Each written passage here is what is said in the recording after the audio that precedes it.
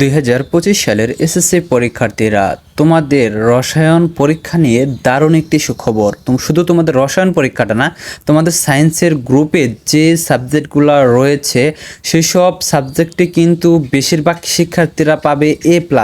খারাপ পরীক্ষা দিয়ে মানে মোটামুটি পরীক্ষা দিয়েও কিন্তু শিক্ষার্থীরা A+ পাবে। এটি কীভাবে পাবে সেটি তোমাদের বুঝিয়ে বলছি। পাশাপাশি অন্যান্য যে গ্রুপগুলো রয়েছে, আর্টস বলো কমার্স বলো, এদের তুলনায় কিন্তু সায়েন্সের স্টুডেন্টরা কিন্তু এই গ্রুপের সাবজেক্টগুলোতে কিন্তু অনেক বেশি ভালো রেজাল্ট করবে। তো তোমাদের যারা খারাপ রেজাল্ট আশাবাদী বা তোমরা যারা ভাবতেছো তোমাদের খারাপ রেজাল্ট হবে, আসলে তো খারাপ রেজাল্ট কেউ আশা করে না, মানে তোমাদের খারাপ পরীক্ষা দেওয়ার পরেই কিন্তু ভাবে যে খারাপ রেজাল্ট হবে। তো তোমরা এরকম অনেকেই রয়েছো যাদের MCQ পরীক্ষা অনেক খারাপ হয়েছে, CQ পরীক্ষাও অনেক খারাপ হয়েছে, মানে ফেল করার মতো হয়েছে। তোমরা অনেক শিক্ষার্থী কিন্তু এটা নিয়ে কমেন্ট করতেছো যে তোমাদের এক এক শিক্ষা বোর্ডে কিন্তু প্রশ্ন কিন্তু অনেক হার্ড হয়েছে, এরকমটা বলতেছো। তো তোমরা সঠিকভাবে দিতে পারো নাই। তো যাই হোক, তোমাদের কোন কোন শিক্ষা বোর্ডে প্রশ্ন হার্ড হয়েছে অবশ্যই তোমরা কমেন্টের মাধ্যমে জানাবা।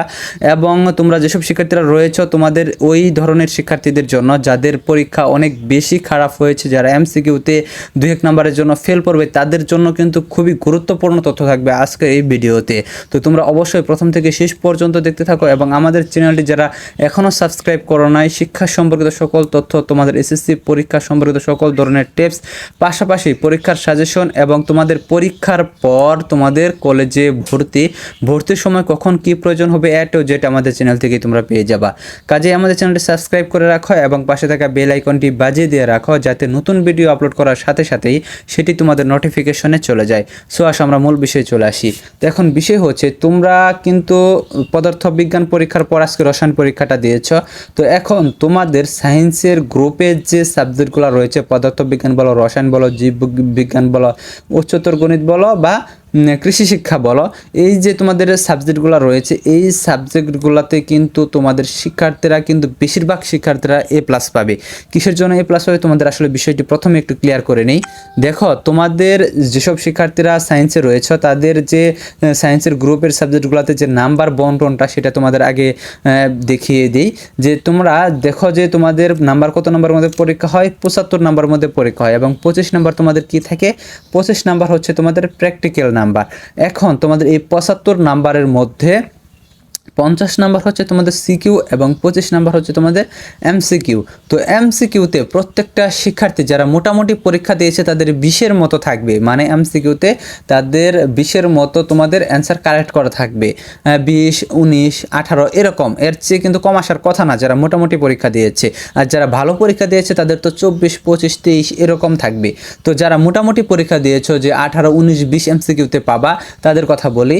তো দেখো, তোমরা যদি ধরো 18 পেলা তোমরা MCQতে এবং তোমরা CQতে 50 নাম্বারের মধ্যে যদি তোমরা 40 নাম্বারের কমও পাও, ধরো তোমরা 38 নাম্বার পেলা বা তোমরা 36 নাম্বার বা 37 নাম্বার পেলা, ধরো তোমরা 38 নাম্বারই পেলা CQতে। তো 38 নাম্বার পেলে তাহলে তোমাদের এখানে হচ্ছে তোমাদের 38 আর হচ্ছে MCQতে হচ্ছে তোমাদের 18, তাহলে তোমাদের কত নাম্বার হচ্ছে, তাহলে 38 আর 18 যদি তোমরা যোগ করো তাহলে তোমাদের হয়ে যাচ্ছে 38, 48, তারপরে হচ্ছে 56।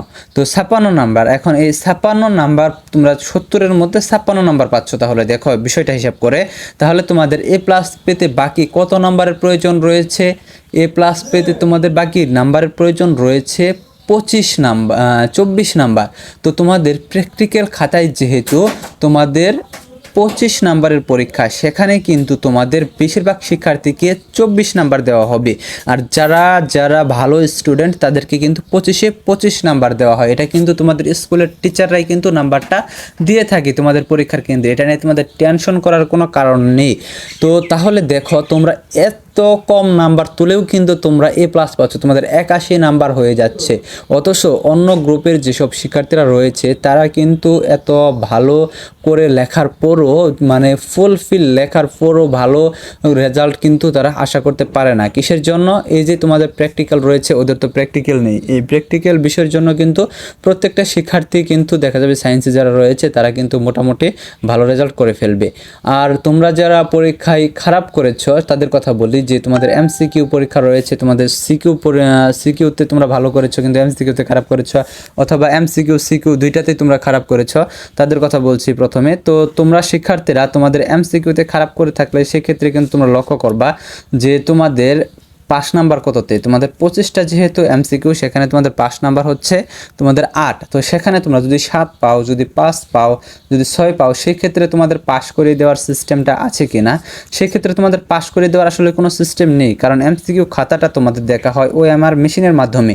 কিন্তু তোমরা যদি রসায়ন, যদি সৃজনশীলে যদি তোমরা এরকম করে থাকো যে তোমাদের ধরো যে তোমাদের পাস কত 17-18 পাস সম্ভবত, সেখান থেকে যদি তোমরা 2-1 নাম্বার কম পাও, সেক্ষেত্রে কিন্তু টিচাররা চেষ্টা করবে যে খাতাটা ঘেটে ঘেটে দেখে তারপর তোমার 2-1 নাম্বার বাড়িয়ে দিয়ে পাস করে দেওয়ার জন্য।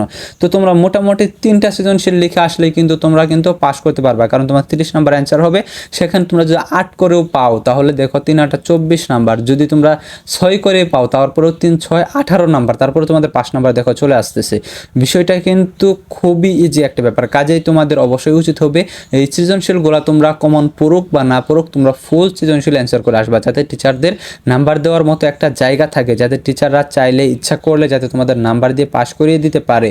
আর এমসিকিউ এর যে বিষয়টা সেটা হচ্ছে যে তোমাদের একটা নাম্বার যদি কম পাও, 2টা নাম্বার যদি কম পাও, সেক্ষেত্রে কিন্তু তোমাদের পাস করে দেওয়ার কোনো সুযোগ নেই। সেজন্য তোমরা অবশ্যই এমসিকিউটা কিন্তু অনেক ভালোভাবে, আর বাকি যে কয়টা পরীক্ষা রয়েছে সেই পরীক্ষাগুলো অনেক ভালোভাবে দেওয়ার চেষ্টা করবা। আর একটা বিষয় হচ্ছে তোমাদের খাতা অনেকে ভালো রেজাল্ট করার আশাবাদী, অনেক ভালো পরীক্ষা দিয়েছে, তারপরেও দেখা যায় তার রেজাল্ট ফেল চলে আসে। সেক্ষেত্রে তোমাদের জন্য কিন্তু অবশ্যই একটা বিষয় কিন্তু স্মরণ রাখতে হবে, সেটা হচ্ছে তোমাদের ওএমআর শিট, সেটা তোমার সিকিউ খাতার হোক আর এমসিকিউ খাতা হোক, সেটা যদি বাস পড়ে যায় সেক্ষেত্রে কিন্তু এটা তোমাদের বিশাল একটা সমস্যার সৃষ্টি হতে পারে, বা অবাঞ্ছিত যদি বড় ধরনের কোনো দাগ থাকে তাহলে সেই খাতাটা কিন্তু বাতিল হয়ে যাবে। তো তোমাদের বাস পড়ে গেলে কি সমস্যাটা, ধরো ওএমআর খাতা তোমার একটা বাস পড়ে গেল, সেই খাতাটা যখন ওএমআর মেশিনে যখন দেওয়া হবে তখন কিন্তু ওএমআর মেশিন বা যে তোমাদের যন্ত্রটা রয়েছে বা কম্পিউটারটা রয়েছে সেটা কিন্তু খাতা কিন্তু উল্টিয়ে তারপরে কিন্তু দেখবে না। তো যখন দেখবে যে কোনো কিছু ম্যাচ করছে না, তো খাতাটা কিন্তু তারা ক্যান্সেল করে দিবে, মানে ওএমআর মেশিন কিন্তু ক্যান্সেল করে দিবে। তো এই বিষয়টি তোমরা অবশ্যই খেয়াল রাখবা, যাতে তোমাদের ওএমআর মেশিন যাতে কোনোভাবেই যাতে বাস না পড়ে। তো আরও তোমাদের যে গুরুত্বপূর্ণ যে কথাগুলো রয়েছে সেগুলো হয়তো অন্য একটি ভিডিওতে তোমরা জানতে পারবা, এবং তোমাদের রেজিস্ট্রেশন নাম্বার, রোল নাম্বার সম্পর্কিত যে ভুলগুলো রয়েছে সেই সম্পর্কে আগের ভিডিওতে আলোচনা করেছি, তোমরা চাইলে দেখে নিতে পারো। তো তোমরা যারা শিক্ষার্থীরা রয়েছে এখন পর্যন্ত যারা আমাদের চ্যানেলটি সাবস্ক্রাইব করে রাখো নাই, শিক্ষা সম্পর্কিত সকল আপডেট সবার আগে পেতে অবশ্যই আমাদের চ্যানেলটি সাবস্ক্রাইব করে আমাদের সাথে যুক্ত হয়ে যাও। ধন্যবাদ সকলকে পুরো ভিডিওটি দেখার জন্য।